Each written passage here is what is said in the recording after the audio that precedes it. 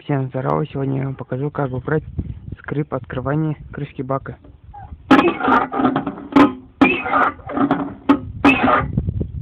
Берем ВД-40 и брызгаем на петлю.